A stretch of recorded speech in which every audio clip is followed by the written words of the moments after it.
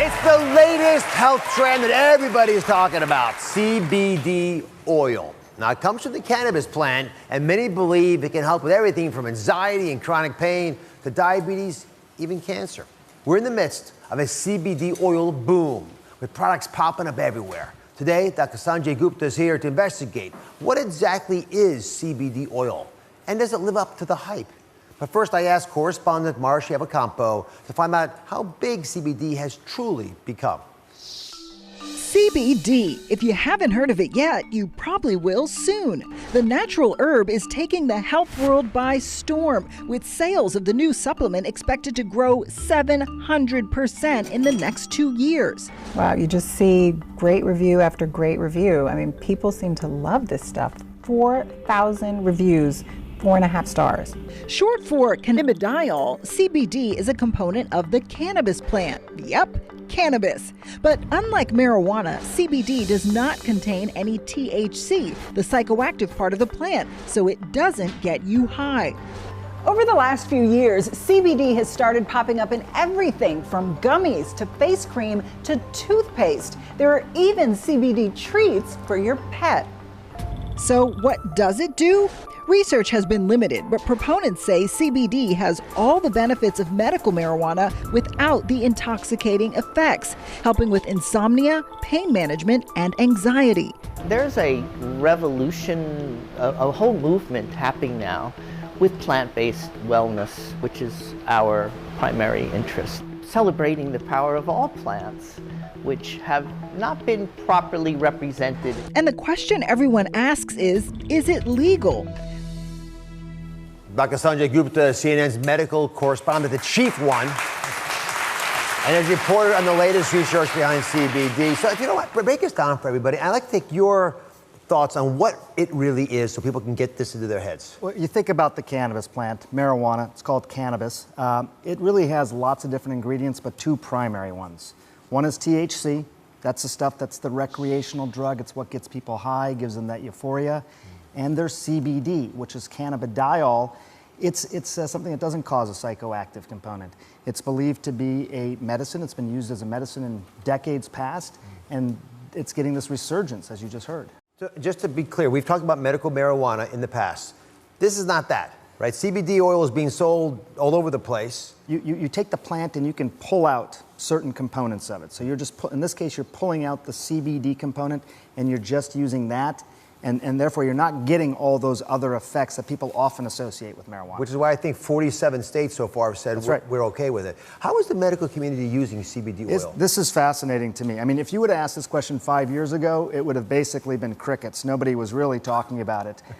Within the last 5 years, you had a medication that was sort of known colloquially as Charlotte's Web. It was for this little girl who had seizures that just could not be treated by all these different medicines she took.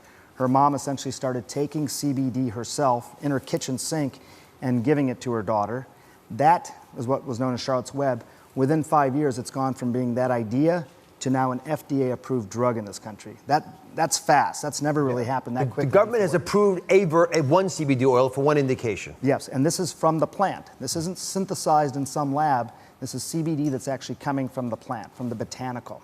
So that's a big deal. You actually now have something that's been considered illegal at the federal level, also part of an FDA-approved drug. That's what we're dealing with in this country. Can you guys wrap your heads around this? This is part of the disconnect, right? The federal government says it's not legal. 47 states say it is. Kids with seizures are being treated. I mean, and the FDA says, yes, we'll approve it. Yeah. But still at the federal level, it's illegal. What is starting to gain more traction, I think, really is what's happening with opioids in this country. What they found, Dr. Oz, was that in several states that had approved CBD legislation, they saw their opioid prescriptions start to go down. So that's an area the medical community is really, really focused on. CBD produces so many effects throughout the body based on the fact it can bind to receptors in so many of our different organs, right? Places as far away as the intestinal tract and your arm and your spinal column, up into your brain. And that's why people say it helps them alleviate pain, right? Maybe help with seizures, which is a pretty serious problem for a lot of folks. Anxiety, pretty common problem that we don't want to treat if we don't have to. Even withdrawal from medications, maybe even the opiates, as Sanjay mentioned. Okay. But think about that. People think it can do so many things because of the CBD oil that is in there. It's touching so many parts of our body.